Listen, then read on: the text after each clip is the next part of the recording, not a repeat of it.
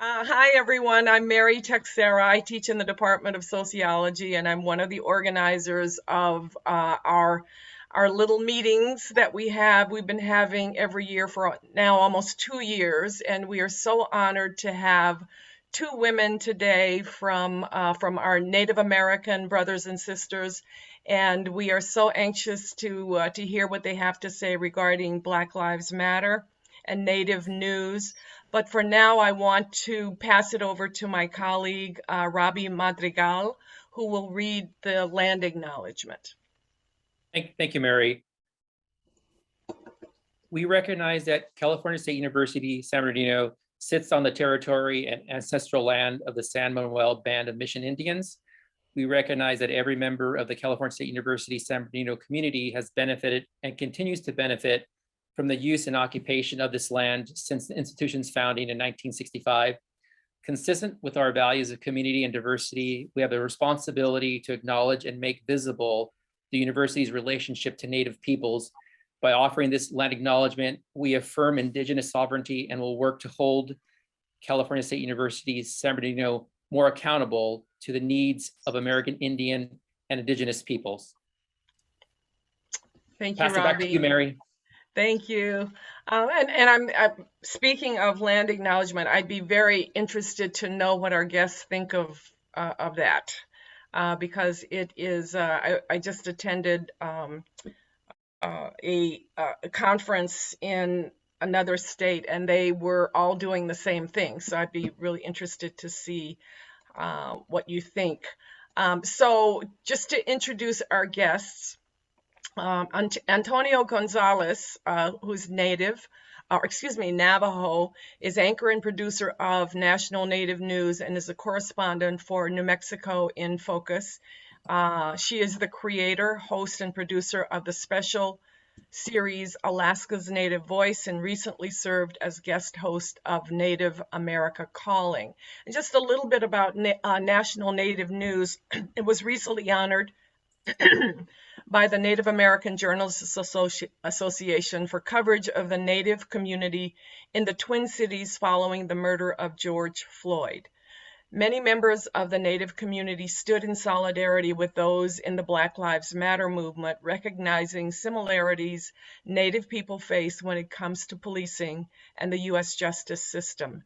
Members of the Native community also took it upon themselves to patrol Native businesses, housing, and other areas in their community during the unrest.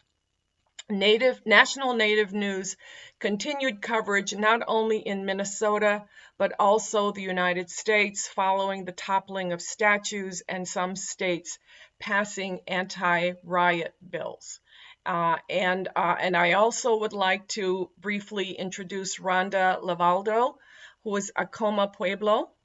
She is a professor in media communications at Haskell Indian Nations University, host for Native Spirit Radio, which is in Kansas City, and freelancer for National Native News and Native News Network.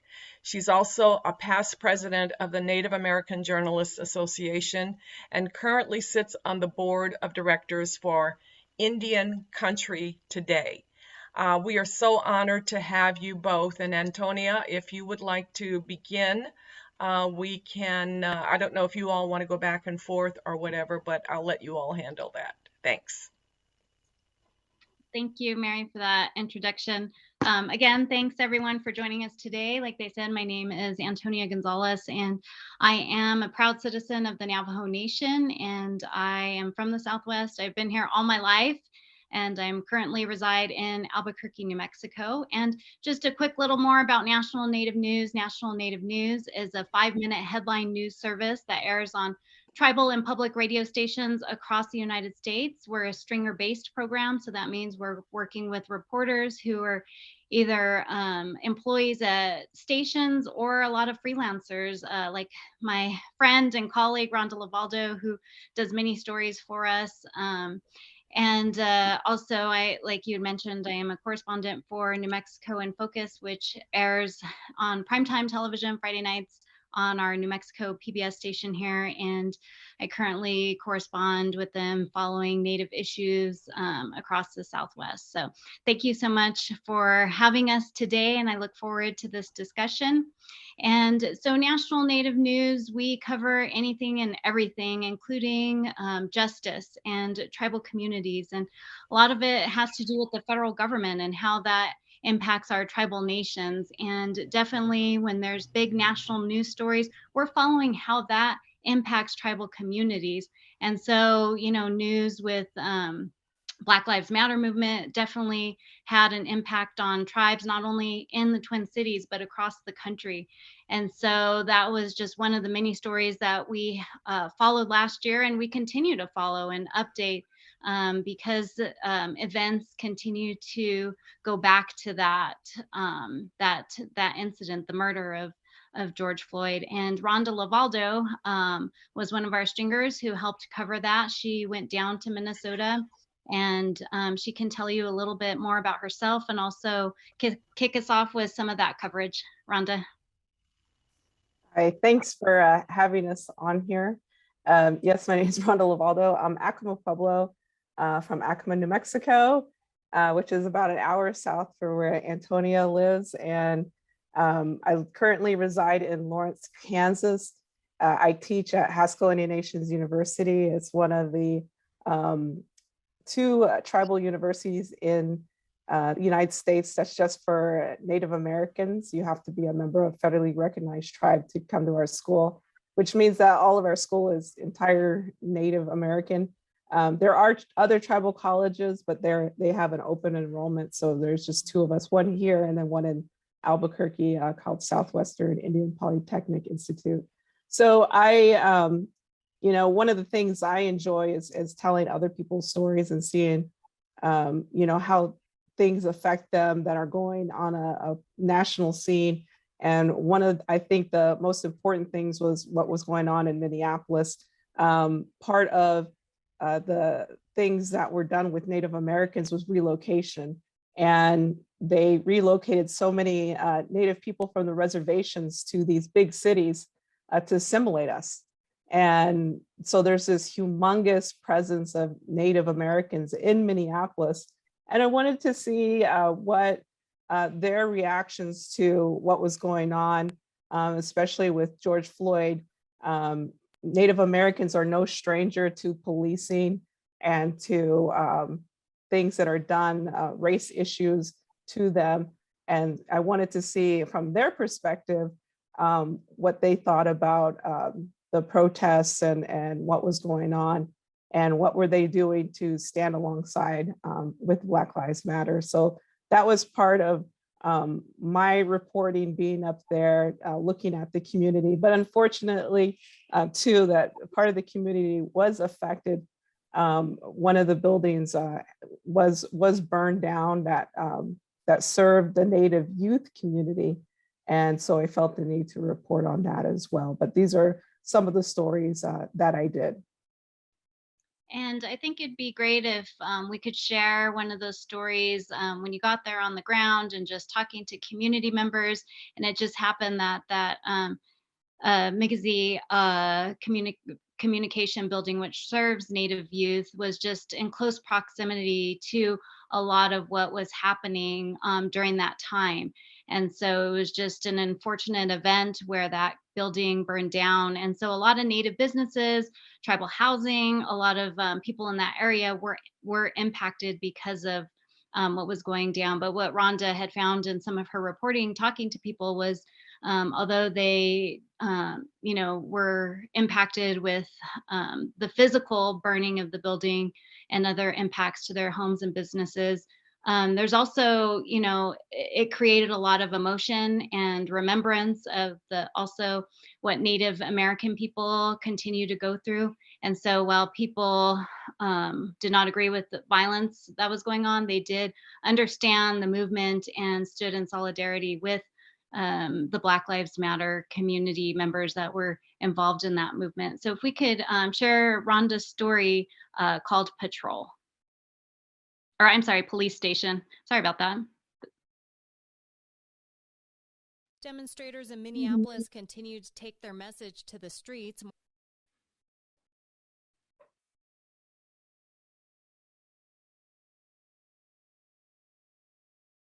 More than 2 weeks now after the death of George Floyd in police custody. Members of the Native community in the Twin Cities are among those supporting the Black Lives Matter movement, Rhonda Lavaldo reports. As another march for George Floyd was underway Thursday in Minneapolis, one young member of the Native community, Jacob Johns, was there and explained why he felt it was important to support Black lives. I think it's important for us to stand in solidarity as American citizens and standing up for people who have to suffer at the hands of the police and the government just as much as we have. I think it's important for us to stand in solidarity, not just in words and over social media, but arm in arm during a pandemic, so that we see that society itself is unified around bettering society for forever. Another member of the community, Alan Gross, talked about the taking down of the Columbus statue. He says members of the Native community have repeatedly asked for the statue to be removed, but members of the Native community took it down on their own Wednesday during a peaceful demonstration at Minnesota's capital in St. Paul.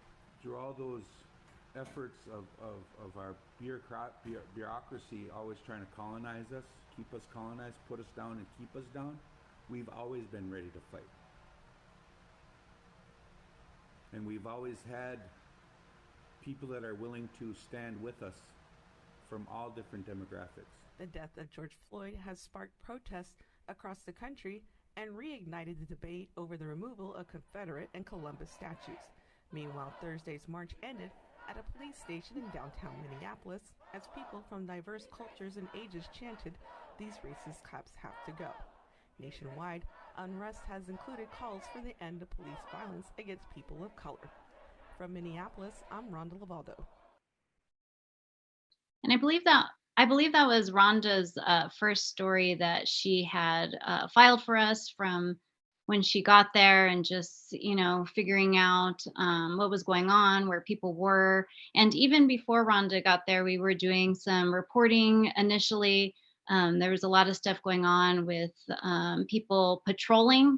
We have a story that Rhonda did on patrols too, where the Native community decided to take it upon themselves and not only patrol, but also help citizens. Rhonda did another story about how a group of a Native chef and his colleagues stepped up to provide food for elders during that time, because not only was the unrest impacting people, but also it was just impacting, with COVID. And so people were having a hard time, especially elders, getting just the everyday necessities that they need. And that's a big part of Indigenous culture, tribal culture, not only there in Minnesota, but across the country, is helping one another out, sharing, giving. And so you also saw that during the time of unrest. Rhonda, just looking back and listening to that story, what were some of your thoughts? So, one of the things was just going down into the city, into downtown area. I did not realize how many people there was going to be there, and then trying to find a Native person to interview, and the impact of everybody being there and going to the area of where Mr. Floyd was killed was a tremendous impact, and seeing that, and everyone still paying their respects to him, but also seeing the amount of Native Americans that were there, to pay their respects as well, and just lending a hand and trying to get through that, especially in regards to the Native chef Brian Yazzie. Their operation actually had to stop for a while during the protests because they could not get into that area where the elders were at. So they had to shift from making these meals and then to just putting food together in bags and delivering it to these elders. And I think, like, for a lot of people don't realize that, for us, our elders are so important, and that, we're just trying to protect them and making sure they're not leaving their home and potentially might be getting sick. And so they were trying to figure out a way to do this and having these care packages for them, not just with food, but with toilet paper, toiletries, stuff like that, and making sure it was still getting to them when they could not provide these meals for them. And so this different shifting to do that. And so when actually I got there, they had just started back up and making the deliveries for these meals. And, these are all young people. And in a traditional Native American society, as young people, we're supposed to do that. We're supposed to be taking care of our elders. And it was so great to see this being done in this urban community. They're not in on the reservation, they're not in their tribal communities, but they're in this different homeland, again, which is, all of Indian country, yes, but, they're in this urban setting and they're figuring out a way to do that. And I just thought that was so inspiring. And I wanted to make sure that we were telling those stories. And Native people also, like you had mentioned, were part of honoring and paying respect. And to the memorial that was set up at the location where they were calling, I believe it's George Floyd Square. Is that correct, Rhonda? There were Native people there. There were people who came and did some honorings, including some Native women who did some jingle dancing that we spoke with over the phone. And there were some other groups that went there to show their support and just share some of the feelings with them, that they were with the community there in the Twin Cities area. Another thing that we have been talking about is the patrolling. And there is a coffee shop, a restaurant in the Native community, and that was kind of where people were gathering. And there were different people taking different hours and patrolling the community and making sure that their buildings were safe, their people were safe, and just making sure that there was no harm being done to the Native community. And Rhonda had a chance to talk to somebody and just get perspective about why they were doing that and how that was going. And just thinking about that too is also part of tribal culture of caring and sharing and providing meals and services, but also, because they, this is something that often tribes do, is we have our own justice systems, and both traditional and Western models. And so this is just one of those examples where the Native community came together and tried to figure out the best way to help each other. So if we can listen to Rhonda's story called Patrol. Members of the Native community continue to community in Minneapolis after the death of George Floyd in May, as they work on recovery efforts from protests that followed. Rhonda Lavaldo met up with one community member who helped protect local businesses. He goes by the name Tall Paul, a Native American rapper from the Leech Lake Band of Ojibwe, who was driving to his tribal building to make sure it was okay when they saw teenagers looting a liquor store, and they stopped to intervene. We happened to see these guys breaking into the liquor store across the street from there. So we detained one of them, and the others came back for him. And that really just pretty much sums it up. We had them open their trunk, and they had a bunch of liquor in there. So we took the liquor and put it back in the store, and one of the community members that lived on that street called the owner of the liquor store, and he was able to come down there. But that pretty much sums it up. We just caught them, no harm done, nothing crazy or anything, just made them sit down and call their parents. Paul talked about why he feels it is important to support the Black Lives Matter movement. Because we come from similar struggles, we have similar instances that we experience as far as racism and genocide go, police brutality, Natives are no stranger to that. So it's something that we definitely need to stand in solidarity with Black people. Paul says the protests have inspired him to be more active in the community to see what he can do to help. He has also written a song about his experience. This is Rhonda Lavaldo for National Native News. So Rhonda, maybe you can give us some insight on just a little bit about that and the patrolling, and also that area where people were gathering, and also getting information from the Native community about how to help, what's going on, and also just, if somebody was in need of assistance. Yeah, so I actually had seen, I'm friends with Paul on Twitter, and he was tweeting about it, of this incident that happened. So when I went up there, I wanted to make sure I met him and got his story down. And he had said that they had actually been patrolling, because there's such a big Native community in Minneapolis.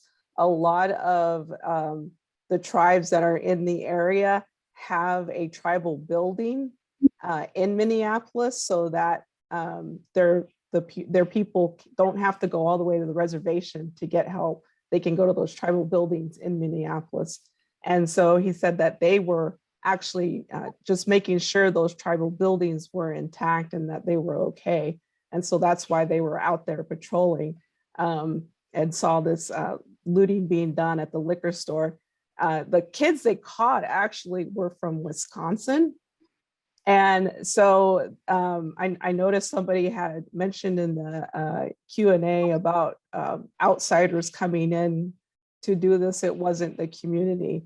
And so these kids had actually driven from Wisconsin, which was, it's not that far, a couple hours.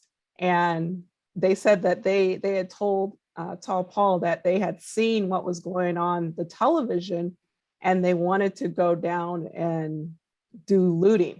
And so, because they had sat them down and they were asking why they were doing this, and trying to just give them, a stern lecture to, explaining to them that this is not your homes, these are not your areas, this is not, your property, this is these people's property here, and you're going to be gone, and you're not going to be here for whatever happens next.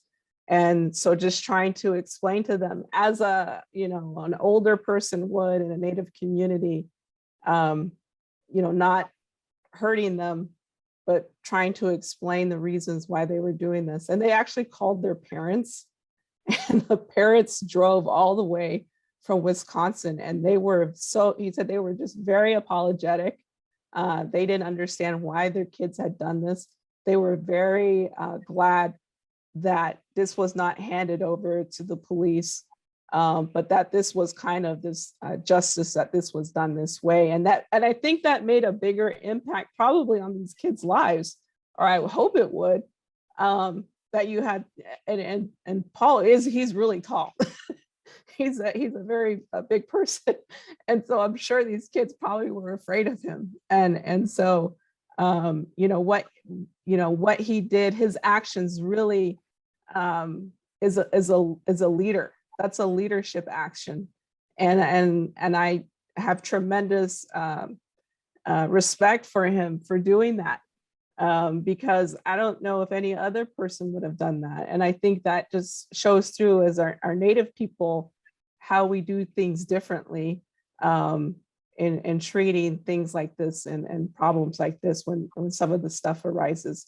And so, and they continue to do the patrolling to make sure these things weren't being done. And that's not even, they kind of knew who that was, but they didn't really know who it was, but they felt they still need to protect that area, because that is their area that they live in. And I want to talk a little bit too about how this, not only happened in the Twin Cities area with the Black Lives Matter movement, but across the country, and how we followed that with Indigenous communities across the country, and how it's nothing new for Native people, Native communities to respond, to talk about issues, to come together and call for change. Native, all the way from tribal leaders to grassroots members of communities are continuing to advocate for, justice, policing, a lot of different issues, including missing and murdered Indigenous people. So there's a lot of different layers when we're looking and talking about tribal communities, from tribal leaders who were in those conversations, like even today with the White House, with senior officials, with cabinet secretaries, all the way, down to grassroots members who spend their lives, family members of people seeking justice for their communities. Rhonda, I want to go to a television segment that I did, but before we do that, your thoughts on that, how, there's a lot of different moving parts when it comes to issues in Indian country, all the way up to the White House, all the way down to, a lot of people in the community making change at the grassroots level. Yeah, so I know there's so many different issues in Indian country that we are faced with. And, the issues in my community back home in New Mexico are different than the issues that are going on here in Lawrence, where we have a tremendous amount of Native people too in this community because of Haskell. And again, it might be different in Minneapolis as well. And it's tremendous that Black Lives Matter has really pushed forward these items that we really think are important to individual tribal communities. And I think that's really helped us in making sure people are aware of what's going on. And the fact that we have our first Native American as a Department of Interior Secretary with Deb Haaland, these things are being put on the forefront, and they're being addressed, especially with missing and murdered Indigenous women and men. That's always been a problem, where we have people going missing and nothing's being done to find those people or find out what happened to them. And so I know for each of us, our tribal communities are really trying to push for help and funding and getting these things done. And it's really great to see that we're actually addressing these issues. And I know for even just for policing issues, we have a lot of Native people that are police officers as well. It's, we always say it's not everyone, and it isn't. It's just a few people who make it bad. We have some great Native police officers that are doing great things and trying to help their communities as well. We actually do have our own tribal police in tribal communities. The Bureau of Indian Affairs runs that with our own tribal police. And again, it comes with so many different layers of sovereignty issues and jurisdictions and how you prosecute people and how you prosecute non-natives, which has always been a problem as well. And that has come to the forefront in Oklahoma with a recent Supreme Court decision on prosecuting non-natives. So, these things are going to continue to come up to the top, and hopefully we're going to get more people on board, non-natives, understanding these issues and how it doesn't affect Native people. It affects all of us. Sovereignty affects all of us. Just because a tribe has a treaty with one city, it doesn't mean it just affects that city or affects that state. It affects all of these people, and people need to understand that.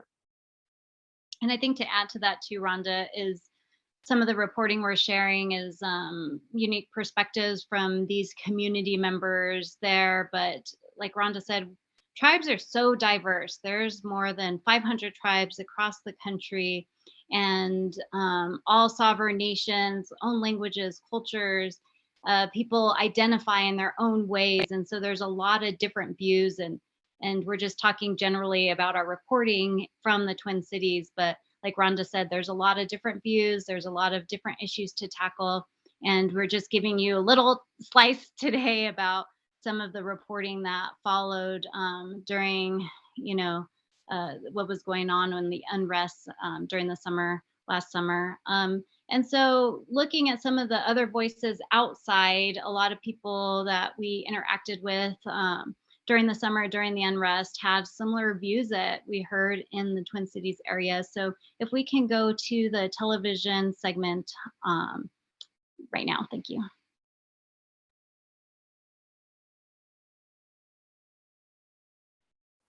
Justin, Christina, Lauren, thank you for joining us this week on New Mexico PBS. Thank you. Glad to be here. Thank you for having There's us. a lot on across the country right now, having to do with the Black community and also involving people of color when it comes to violence and police departments. And Justin, you are worked and lived in Minneapolis, and you know that Native community there well. Go ahead and share some words. Well, it's been a mixed bag of emotions, both unfortunately sadness to see our communities there in Minneapolis experiencing once again brutality at the hands of the Minneapolis Police Department. I lived literally several blocks from Cup Foods there where the murder happened. At the same time, I've been extremely encouraged and filled with my heart filled seeing the Native community there, particularly along Franklin Avenue and the American Indian Cultural Corridor, Powwow Grounds Coffee Shop, All My Relations Art Gallery, the Indian Center, just coming together both as a community to protect, literally physically protect the properties that are of the community there. And then unfortunately we had one of our community institutions there burned. Migazi Communications was burned to the ground, a long serving organization. And then you saw hundreds of thousands of dollars being raised literally within several days to begin to rebuild.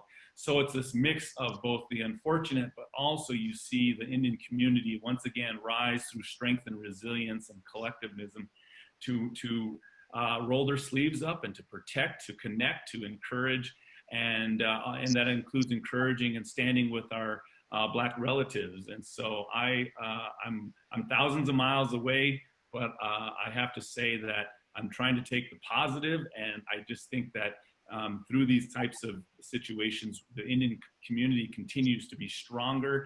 And man, to see the young people coming out and just standing strong and being on the positive side of what's going on has been awesome. So my hat's off to the Minneapolis and the Native community there for how they've exemplified community and community togetherness in the right way. So my hat's off to them.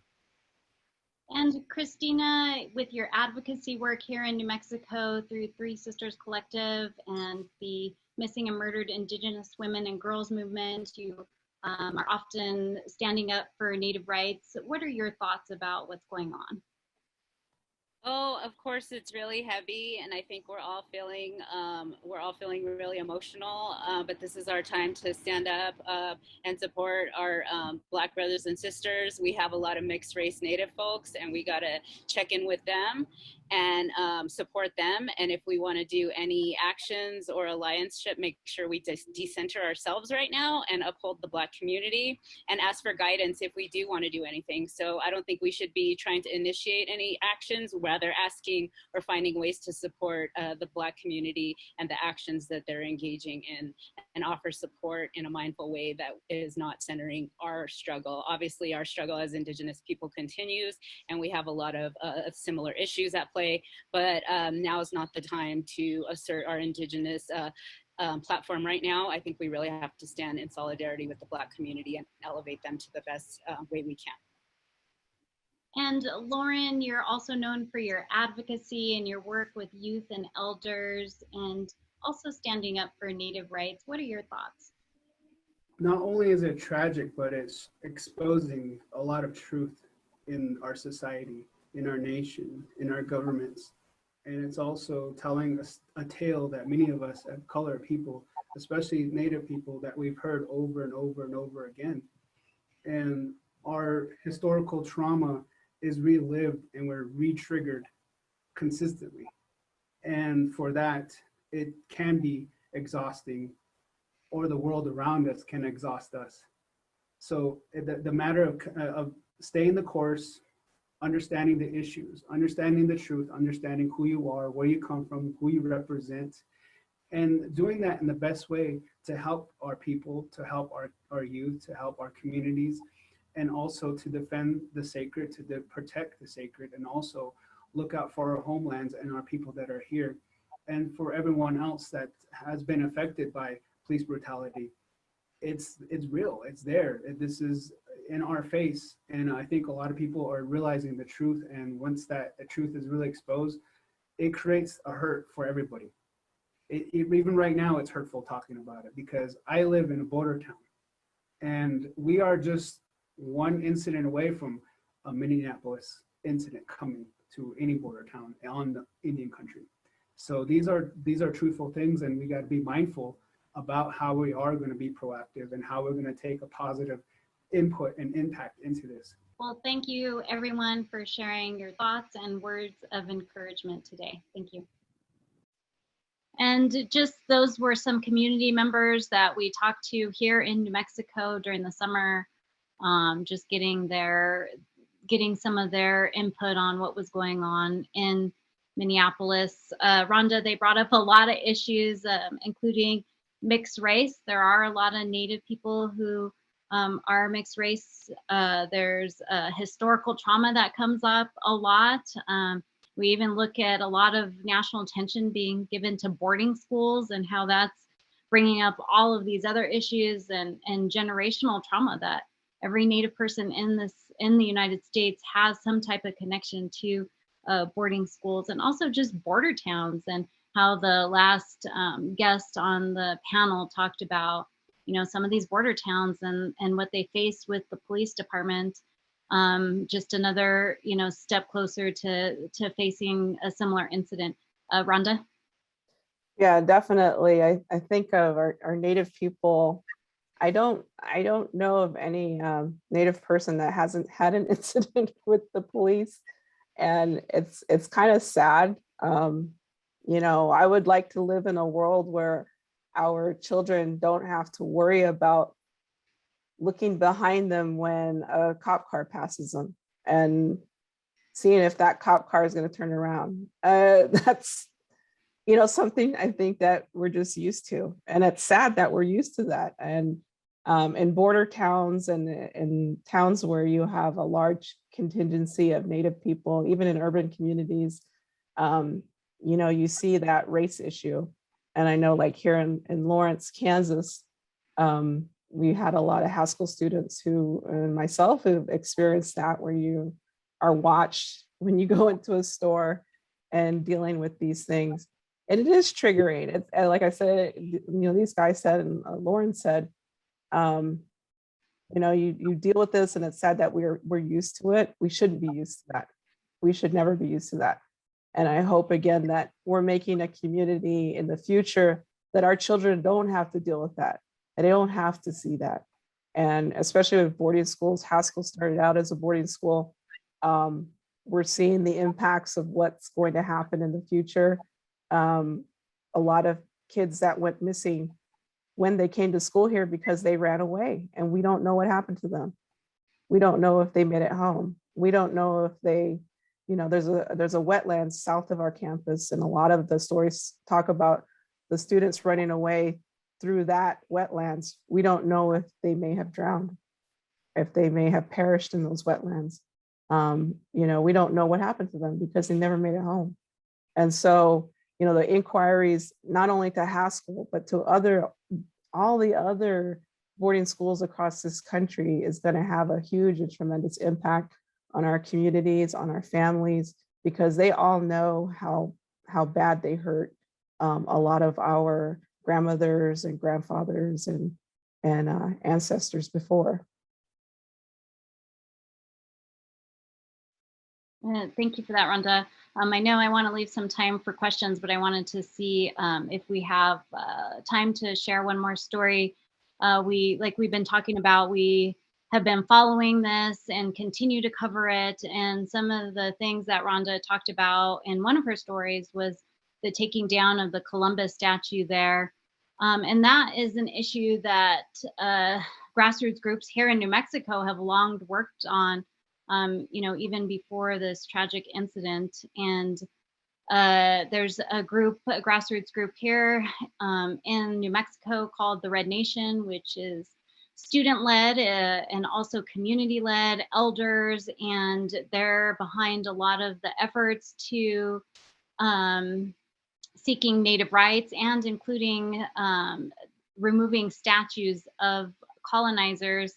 And Rhonda can share a little bit about how some of those Spanish colonizers who came to New Mexico impacted tribes, especially the Pueblo people here in New Mexico. And so it's been very, very controversial issue. And some of the grassroots groups last summer following, you know, a lot of the unrest and seeing Confederate statues come down. There was one here in, actually there was several. I think there were two or three statues of focus, and then also some monuments in Santa Fe that Native people have long called for the removal from. So if we can go to the story about the statue.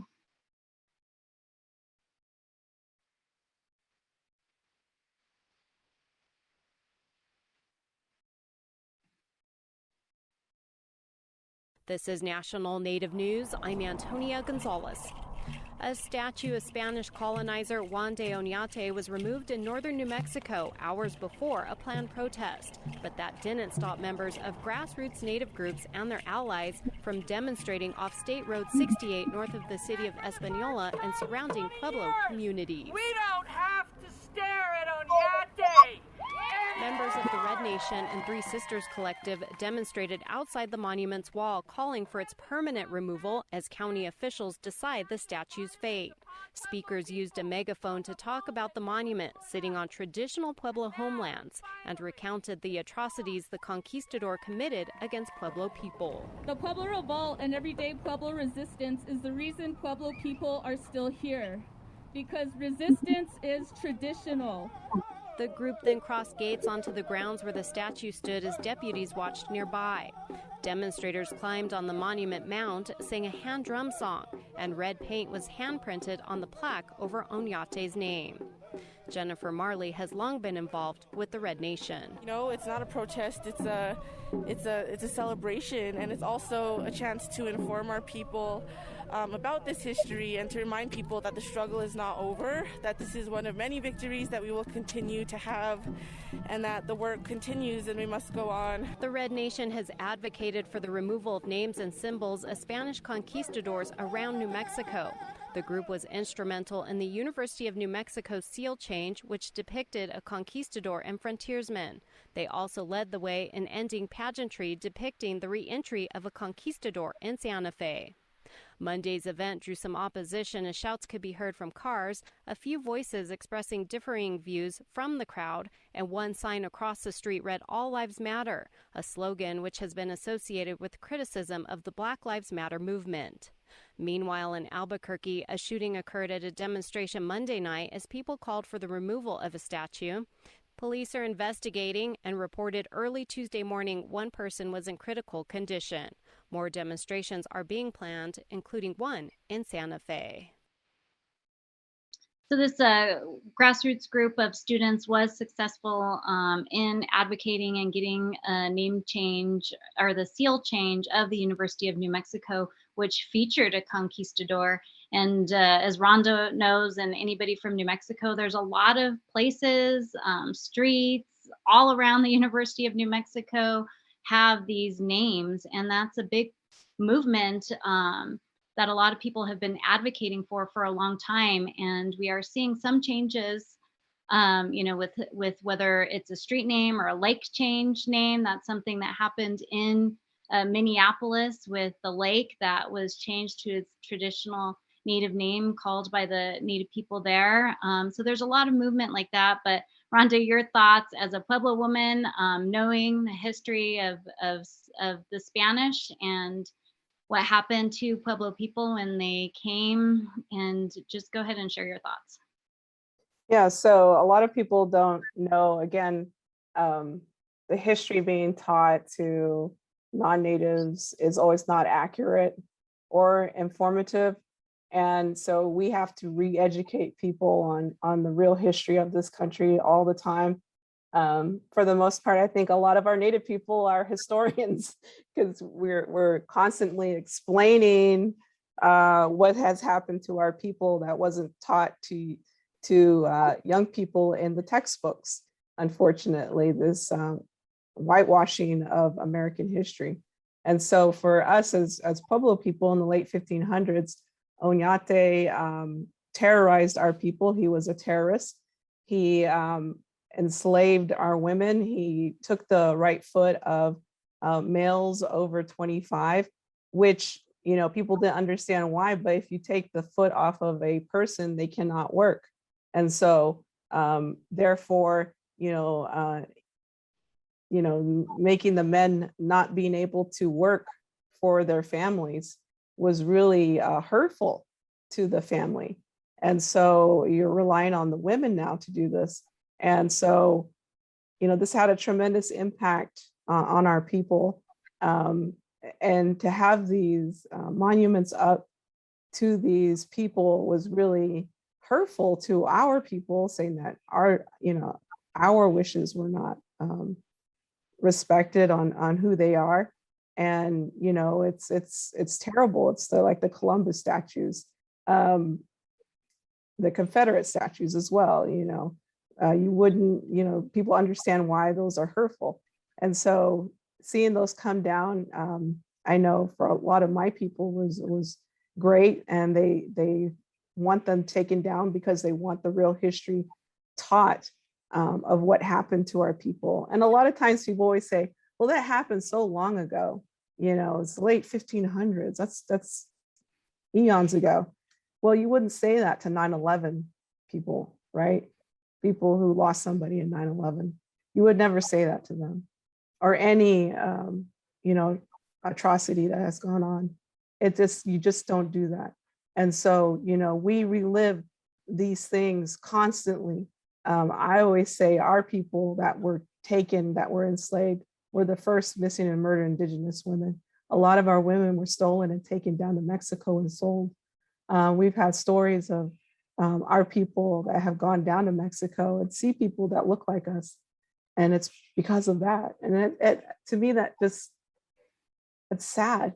I can't imagine being stolen and sold into another country and not know where you're at, not know the language, not understand why you're there. And that was continually done, with the boarding school area, where you had kids that were taken away from their families, babies, children that were just tossed away, from their families. And they were meant to destroy these families. They were meant to destroy our people. They were meant to destroy our culture and get rid of our languages and assimilate us into white Americans. And you've done that, because so many of our people don't know our language. They don't know our cultures or traditions. And now we're slowly regaining those things back. At Haskell, we make sure that our students are relearning some of those things. And so it's it's a thing that we have to deal with over and over again. I had a student in one of my classes where we're talking about this. She's like, I did not realize the impact that this would have on me and coming to school here, that she just feels saddened by some of the things that she's being told. And she was like, who can I talk to more about this? Because I just didn't realize this would bring all these emotions up. And I didn't realize that myself, that, yes, it's hurtful, but we need to deal with that too. And I think that also goes along with healing. And a lot of these issues that we're talking about, that we report on, there's a lot of healing going on in Native communities. And part of that is not only the continuous education and advocacy, but it's also part of, trying to right the wrongs of the past. And you hear from tribal leaders, members of grassroots who are a huge part of the land back movement, and explaining what that is, and talking about how that's part of reconciliation. When we're talking about boarding schools, it's really hard for a lot of us to talk about, because we've heard it through generations, through our families, of how hurtful it is and how it impacted everyone, including myself, all through the generations. We've heard stories in our own families, and how reconciliation and healing is needed. And it's not just something that you can hear in one news story, but I think Native American Heritage Month, during the fall, is a time when a lot of the public gives attention to Native people. And you'll hear from tribal leaders, advocates, educators, that it's, year round, of course. Please tune in to any kind of tribal media to hear about what's going on in tribal communities. But during the fall season, between Halloween to Thanksgiving, there's public attention given to Native American communities. But get the real story, hear it from Native people. Check out resources that you can to find out what Native people think. And like we've been talking about, there's a lot of diversity in Indian country. All the way Alaska, there's a lot of tribes there. There's a lot of tribes here in the lower 48. And so it is definitely an opportunity to find out more and learn and educate. Rhonda, before we take any questions, anything to add to that of, the healing part and reconciliation, and also just huge, gigantic shout out to all our tribal media out there hustling every day. I would say too, in California, where you guys, majority are at, the tremendous amount of genocide that was done against the Native people there, the wipeout of communities and tribal communities that are trying to regain their recognition as tribal communities out there is hurtful to them, is they have to relive that.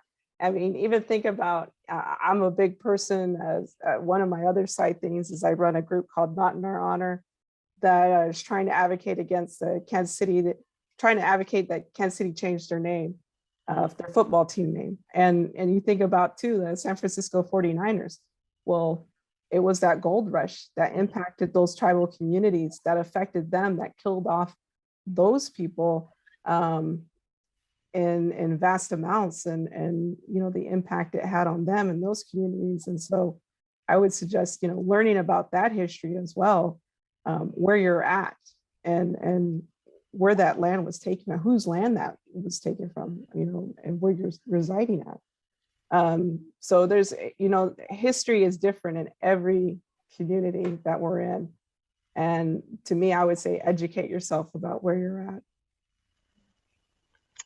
Thank you both so much. That was just wonderful. And you all probably know that we're having our own struggles with the name Sarah in California with all the missions, and so I see this as a movement, nationwide. And I know this is going on in Hawaii as well.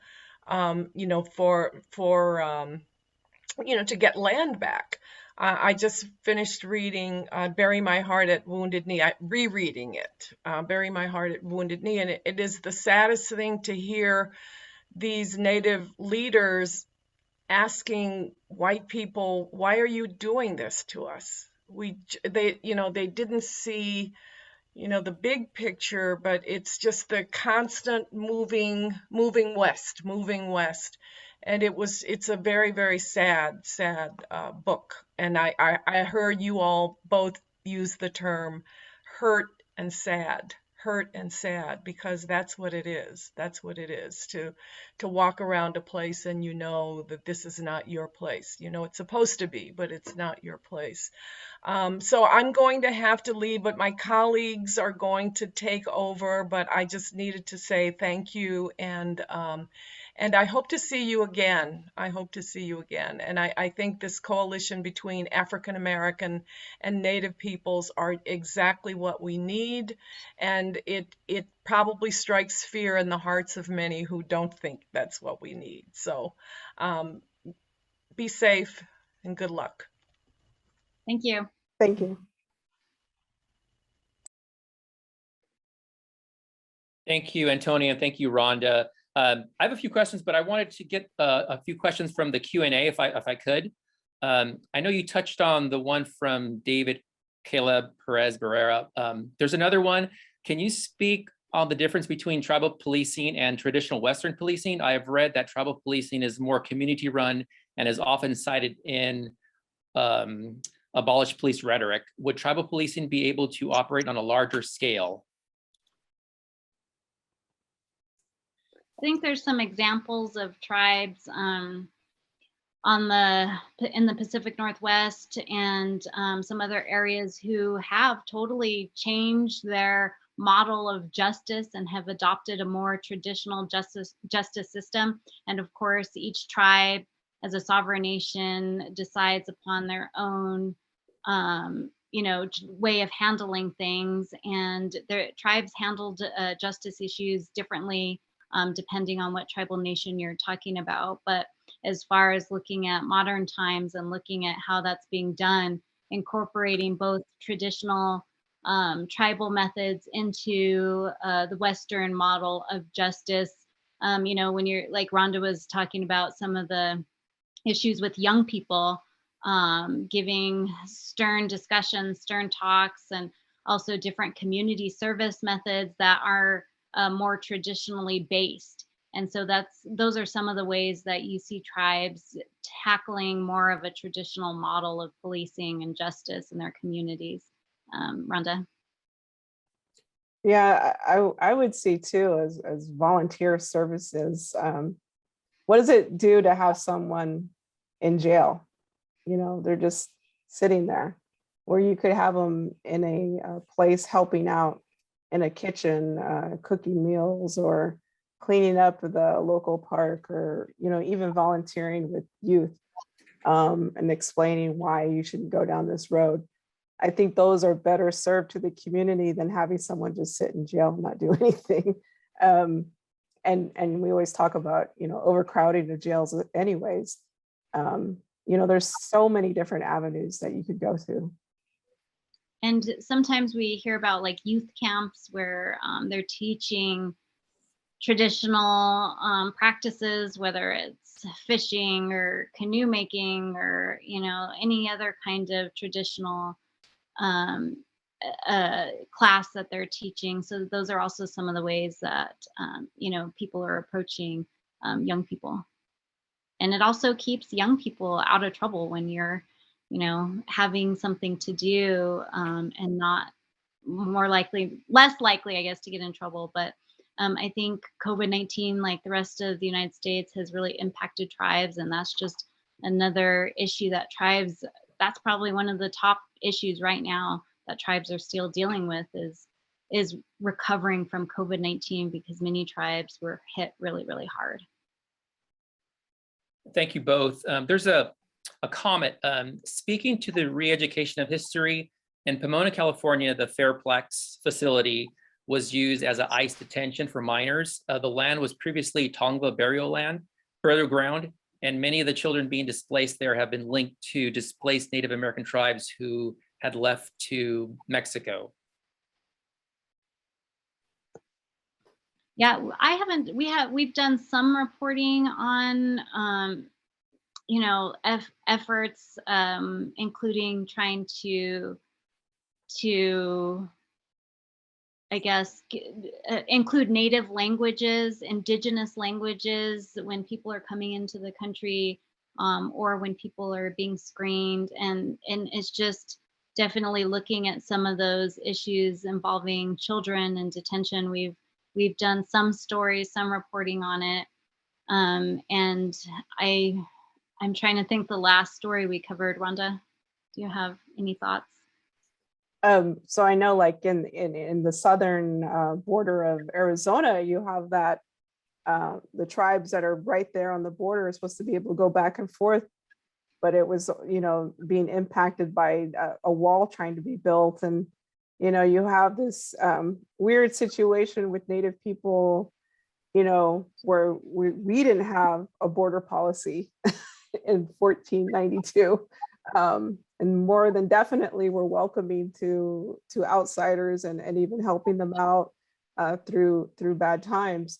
So I think that's part of our culture and our ways is just to be welcoming to others, and that to me is kind of a weird thing to see that people are so standoffish to immigration, and it's just kind of like, well, you're allowed in, but you're not allowed in. It's just an odd thing to me. The other thing is, like, I know we always try and push with our other groups of journalists of color, the National Association of Hispanic Journalists, using terms like undocumented worker instead of illegal immigrant. And so, because those have two different connotations, although they undocumented worker could mean anyone. It could mean someone coming from Canada or from Europe that's here to work. And so, we're just trying to help others out now, as well as be allies. I think being allies in that reform as well. And there are also different issues when it comes to immigration with both the northern and southern border with tribes, and even having to do with tribal IDs and using your tribal ID to cross the border, whether it's border with the United States or even just trying to travel internationally. But thank you for that question. Yeah, thank you. I just had a question. I know that the piece on the removal of the statue of Onate, I was following that quite closely. I noticed that some of the protesters had written 1680 on the statue. And I was wondering if you could just briefly mention the significance of that, the Pueblo Revolt of 1680. Yeah, so this was a rebellion led by the Pueblos, the different Pueblos that lived in the area. And since, of course, we're all different Pueblos, we don't all speak the same languages, there was a way to communicate when they were going to have this revolt. And so they had a yucca rope and tied with knots, and every day a knot would be untied. So it would signify when the revolt was going to start, when that last knot was untied. So it was kind of like the first successful military strategic campaign against a country that was very successful in pushing back the Spanish conquistadors out of the area and retaking of their own lands. Because before, conquistadors just would come on and just demand, like, give us food, give us shelter, do all this stuff for us. And it was very frustrating to the Pueblos. Yes, they were very helpful, but there's a limit, right? And so, and they had overstayed that limit, and they said, hey, we got to stop this. And so, especially with the introduction of Catholicism, Catholicism saw our traditional ways as being bad, being satanic even, because of our deities that we have. And so they were trying to get rid of all those things. And in an effort to, I tried to explain this to people, for my people, like for being Catholic, that are still Catholic, in a way to preserve our traditions, they kind of married the Catholic days, the saint days, with our culture, with our different ceremonies. And so you would have honoring of saint days, and you would also have mixed in with our cultural ceremony days, and an effort to keep those alive. So yes, we're doing what you said you want us to do, but we're still keeping our way. And so that's how we were able to retain our traditions.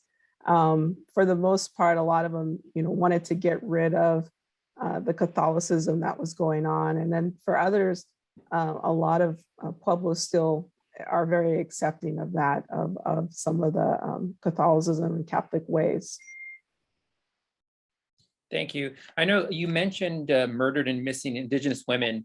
And I read a report recently that in Wyoming, between 2010 and 2021, over 710 Indigenous peoples went missing. And, Wyoming is the least populous state. And, I don't remember hearing any about those missing people, but with the Gabby Petito, that sort of put a spotlight on these missing women. So I was wondering if you could share your thoughts about that. Yeah, we did several stories about that, and how family members and advocates and leaders pointed out that disparity and are calling for action, not only police action, but also fair and more coverage of their communities. And I think that's a huge plug for having Native journalists that can be in the room. And Native journalists, we have a lot of colleagues who are both in tribal media and mainstream newsrooms, and that's needed across the country. But also needed in these high level positions as editors in newsrooms, as the decision makers about what's being covered and looking at that. And that's definitely stories that we followed, where when family members in Wyoming and advocates coming up and saying, we want the same sort of attention from police, and the same sort of attention from the public, and the same sort of attention from the media when a member of our community goes missing or murdered. And it's not even just going, missing, but, when they're eventually found, it's always kind of like, oh, nothing out of the ordinary.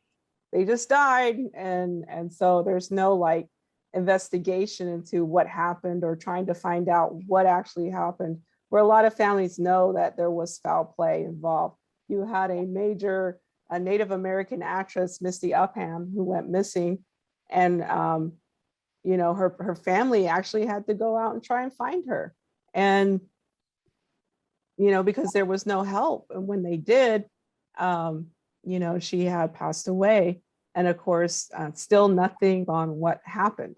It's kind of like what happened to her, and the family still wants answers. That's the situation that's been going on with a lot of our people here in the Kansas City area. I talk about a young woman who went missing. Family tried to contact the police. Nothing was ever done. This was in 2005. They found her body rolled up in a carpet about a couple miles away from the Kansas City football stadium. Still don't know what happened. Still don't know who killed her. Why is it taking so long? We're still now in 2021, nothing has been done. And why is it taking so long? So these are issues that have been going on for years and years and years. And it's unfortunate, that it's taken this long to get the ball rolling, but hopefully something will happen. And some of the families and cases also point to development pipelines, and you hear families talking about that and saying their family member went missing at a certain place, a certain time, and not only development, but when it comes to reporting, being turned away, a lot of racism, stereotypes, advocates and family members saying that their cases aren't taken seriously because then their loved one is just labeled as, alcoholic or something like that, or on drugs or something like that. And there's a lot of also stories about human trafficking that we continue to hear from people who are working on the missing and murdered Indigenous people movement, which, it's nothing new for these family members. And I think that maybe the more that it gets in, these stories get in the media, not only tribal media, but mainstream media as well. Thank you. I think we have time for just one more question. This is a comment: missing Indigenous people and the fact that so many of them are not being located has been linked to the separation of data within tribal policing and state local police departments. Do you support a merger where the tribal police data is involved with the FBI criminal databases? I think some of that is already going on. There's different tribes that are participating in pilot projects where with the U.S. Justice Department, it's really hard to talk about statistics on any of these issues, whether it's missing and murdered Indigenous people, whether it's boarding schools, because there is no data, there is no tracking system. And that's why there are all these calls for the federal government to beef up these investigations and to do more, because there's just not that type of data. There are groups, there are people, there are a lot of people on the grassroots level as well that are working on this and trying to find ways to get this data. Okay, well, thank you so much for your time. It's almost 2:15. Thank you. We really appreciate it, and best of luck. And any final concluding thoughts or remarks? You can always reach out to us through National Native News or online at Twitter. It's just my name, my full name. We're always taking suggestions on story ideas. And any aspiring Native journalists out there, go for it. I'm a huge advocate for broadcasting. I'm biased, radio, television, my passion. And also just, you know, the Native American Journalists Association. Rhonda and I are a big part of that. And without that organization, I wouldn't be where I am today. And I wouldn't know Rhonda. And thank you everyone for inviting us to speak and for listening to us and just for joining us today. Thank you.